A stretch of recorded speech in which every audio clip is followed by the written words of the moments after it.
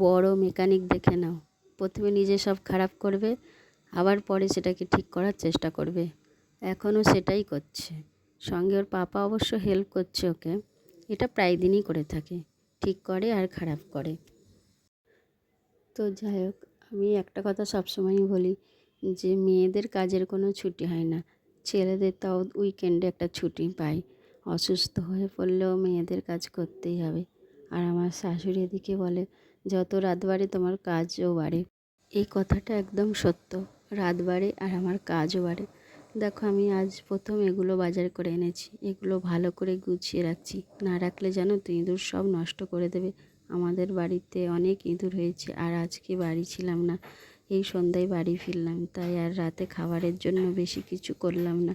আগের দিনের চিকেন ছিল, আর একটু আলু মাখা দিয়ে সবাই খেয়ে নেব। আমার হাজব্যান্ড চলে গেছে শ্বশুরমশাইকে দোকান থেকে আনতে। আর তার মধ্যে আমার ঘরের দেখেছো কী অবস্থা, সারা ঘর অগোছালো হয়ে আছে।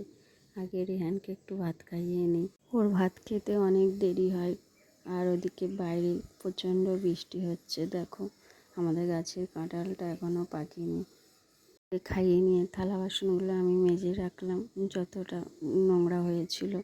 আর ওর স্কুলের ব্যাগটাও রাত্রেবেলা সব গুছিয়ে রাখছি। এইভাবেই কাজ চলছে আর চলবে। আর রেহান দেখো, রেহানের পাকা চার্জে দিয়েছে।